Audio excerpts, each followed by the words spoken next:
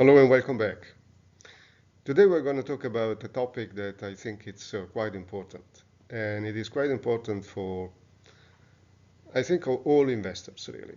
Investors, traders, doesn't matter what. And it is a question, really. Why does anybody put their money at risk in investing, trading, whatever you want to call it? What is the objective of that activity? And the question, I think, is relevant because there are let's say, two different opinions about this one. On one side, you have very famous people saying that the best way of investing is buy a hold strategy, which means you buy only, basically, and you keep your assets for 30 years and use those assets after 30 years for whatever you need to do, probably retirement. Because 30 years is quite a long time. And there is another field, still within the same investing community, which are very, very focused on buying and selling stuff all the times. So the question that I would like to ask today is, if you are considering investing, what is that you want to get out of this? Are you investing for pension? Or are you investing for reducing your reliance on having a regular job? What is called financial independence, which means it's not so much I don't need to work anymore, because investing is a work and it's not an easy one at that. But I don't need to have a boss, and I don't need to go to the office, and I don't need to do all these kind of things. I can perform my activity of investing and trading, and that activity is my job, right? So this video is really dedicated to those who are interested in some insight on how to reach financial independence.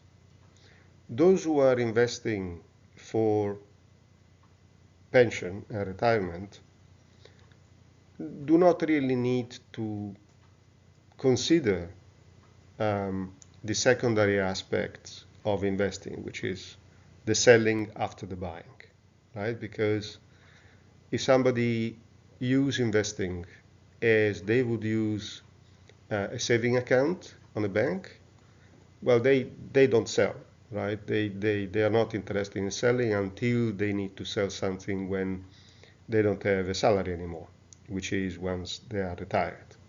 So it's not really applicable for them.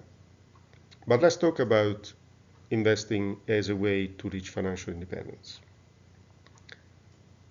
And let's talk about also the advice that is coming regularly from a number of sources, particularly big famous investors, who keep advertising the approach of buying and holding.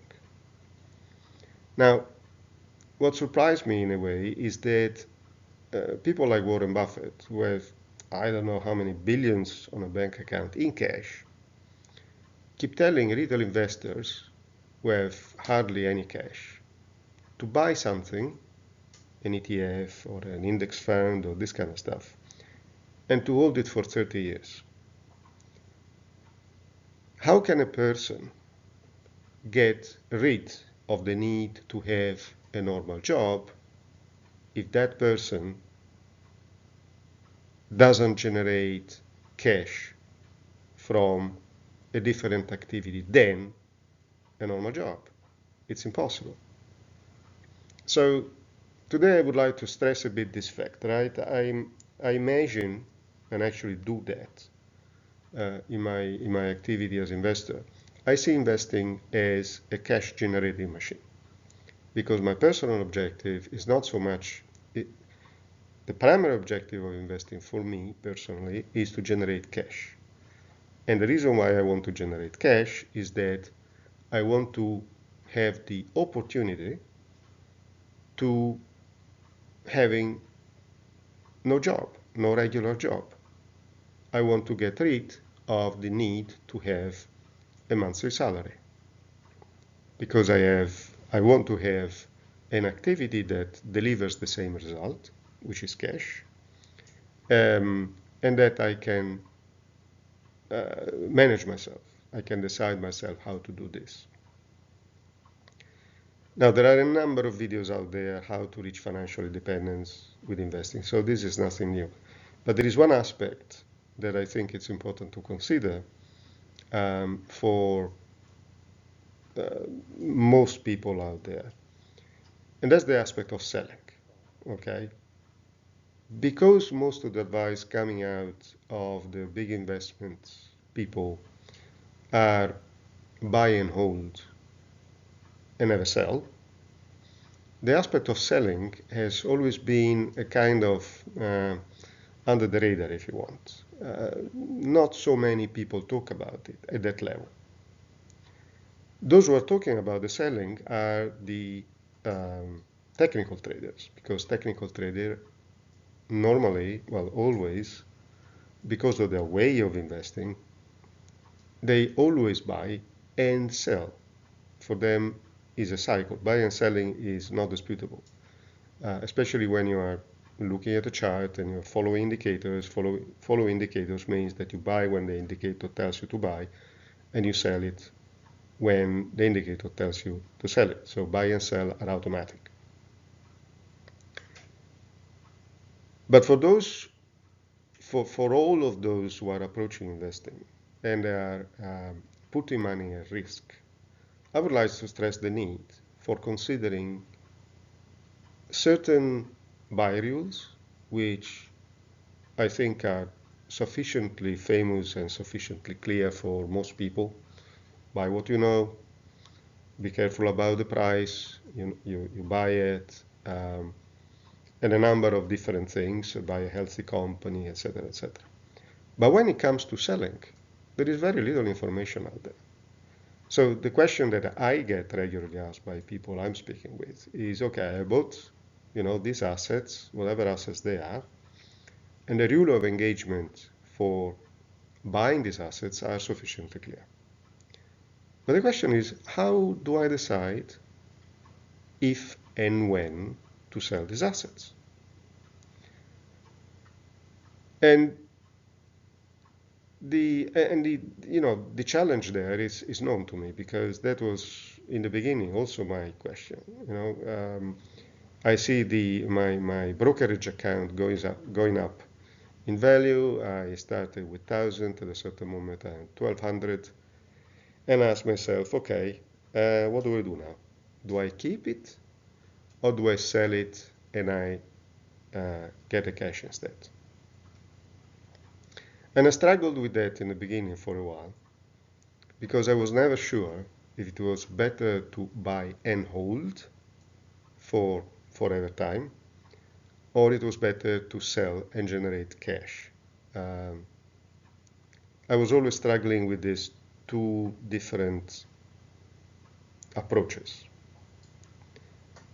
Then at a certain moment, again many years ago, I started to get interested in financial management.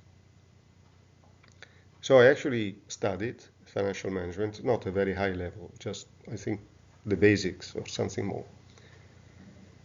And within financial management, I learned that if the question is what is more important, wealth generation or cash creation, I studied and I learned that companies themselves, so no people like you and me, but companies, are measured on the base of the fact that they generate cash. And it works like this. So a healthy company, what is considered to be a healthy company, is a company that sells stuff, goods or services, and they get paid in cash for those sales. That's, those are the two main elements of a healthy company. They sell and they get cash. For them, for companies, it is essential to use that cash for paying things like salaries. like the rent, like taxes, and all this kind of stuff. If a company doesn't have sufficient sales and it doesn't make sufficient cash flow, it's called cash flow, the company goes eventually bust. Okay. What is the difference between a company and a person? A company doesn't get paid a monthly salary. That's the difference. A person probably has a regular job that provides a regular cash flow that is coming from its salary. So for a company, there are no alternatives to see the cycle of buying and selling. They cannot rely on anything else to create cash other than buying and selling. An individual, as long as that person has a regular job and has a regular salary, there is no immediate need for buying and selling something because cash comes from somewhere else, right? So on paper, an individual could say, okay, so I buy something, I keep it for 30 years, and I use that something as a retirement. And that could be absolutely a valid approach. I mean, I don't disagree with that.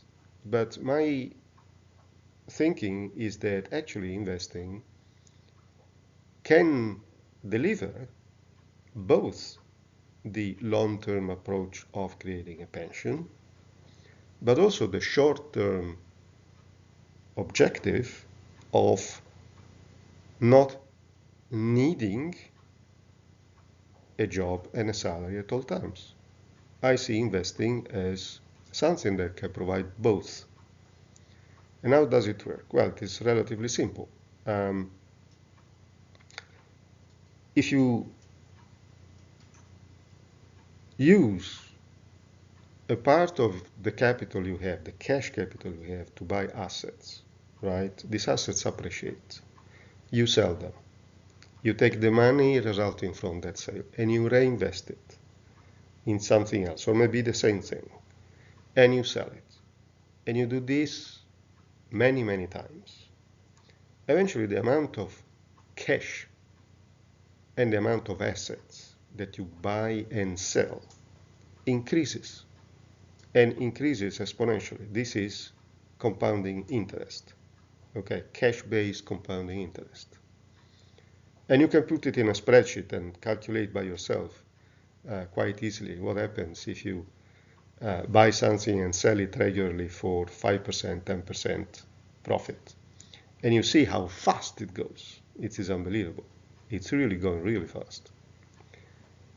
Is that building a pension? Well, I think it is, because at the end of the day, when you start trading, say, 1,000 euros, and after 3 or 4 years you start to trading 20,000 euros, and you keep doing the same thing, buying and selling, that money, that cash that is produced by your investing and trading activity increases.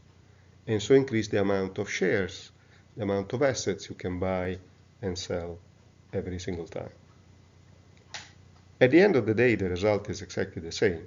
I mean, when you keep doing this and you have this cash creation approach to investing, you will end up with a very large amount of assets that are able to deliver, and they will deliver, a very large amount of cash. So the pension part is fixed in that way. But also another part is fixed, because a part of the cash that you generate by investing and trading, having cash as a primary objective, can be used in place of the cash that a regular job would deliver. So in other words, the plan is, or could be, I want to generate enough cash to be able to live on that cash and to save a part of it, or to use a part of it, not for today, but when retirement age approaches and I will not find anymore a regular job even if I find one. The beauty of this approach to cash generation, I think, is also the fact that when an investor buys and sells at a profit, the result of that activity become very visible. Not only, but they stay. Remember what I told you in a previous video. I think I mentioned that the value of the account, the brokerage account that a retail investor has, change thousands of times per day. The realized profit of day one becomes, the unrealized profit on day one becomes the unrealized loss the day after. It happens all the times. So if an investor relies on the fact that the brokerage account is going up or down, that is going to change all the times, okay? But when investor buys something at 100 and sells something at 110, that 10 is cash. That 10 can be used to do grocery shopping. That 10 can be reinvested to buy something and to do exactly the same as before. The cash generating ability of investing and trading is often underestimated. It is possible to gain financial independence, and it is possible to build a pension, both by buying and selling and generating cash in the meantime as a result of that activity. Is a paid activity, like a job gets a salary, an investor gets profit in cash from buying and selling things. And I want to stress this point because, I know a lot of people who are convinced that the best way of creating wealth is to buy and hold forever. And it's true. I mean, it's demonstrated that in most of cases, if a certain asset, a certain type of asset is held for sufficient long time, that will appreciate in time. That's proven. Okay, that's why people suggest the use of index funds, of ETFs. I have my personal opinion about those, but this is not the time now to talk about it. But these same people who are buying and holding forever are also the same people who go to have their job every day and they are reliant on a salary, and there is somebody who tells them where they might or might not take vacation, and they are passed on for promotion, and they are having problems with the colleagues and all this kind of stuff. And I keep asking them, why don't you transform your investing activity from a wealth creation to a cash generating activity? The rules are the same. It doesn't change anything. The only thing you do, the only difference between the two is that you decide that when you have reached a certain profit from whatever you have, you sell it and you use that money to buy something else. It's not that you buy something, you sell it, and you buy a new car and you're without money. That's not the point. It's just a question of, between now and 30 years, what are you going to do? You're going to do nothing and wait for the wealth appreciation of the assets you bought, or you trade them. You trade them as often as needed with the purpose of creating cash. Many people ignore or are scared of this approach because psychologically a lot of people are geared and are really educated to saving money. And saving money, by definition, means that you don't touch it. It's savings, right? You don't use your savings. The savings are there to stay there for as long as possible.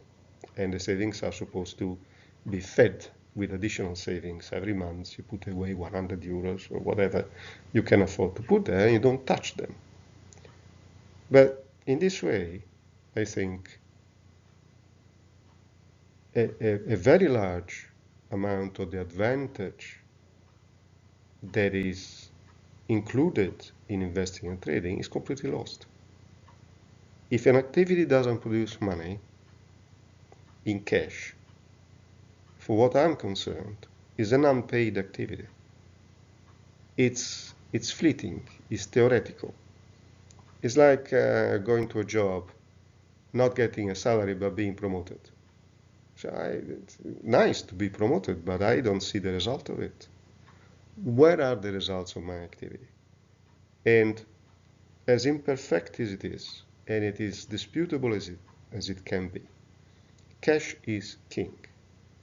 If it is not in cash, if it is not usable for normal things like paying taxes, rent, and the rest, it's not a profit. It must be cash. And as long as it is not cash, it is a maybe. When it is cash, it's real. That's the way I think about it. And of course, I know there are people who have a very different opinion about wealth creation and about the fact that buy and hold is a winning strategy, and the fact that financial independence maybe is not a realistic approach. And that's fine, but these are my experiences. This is what I'm seeing. So I'm sharing them with you in order for you to not decide to do something else necessarily, but just to be aware of the fact that there are alternatives to certain ways of seeing things. The buy and hold strategy is fine, but if you buy and hold and you still need your job and you still need your salary and you have sufficient money and sufficient expertise to actually trade and make money in that way, why don't you do that? That's all for now. Thank you very much, and I'll see you next time. Bye.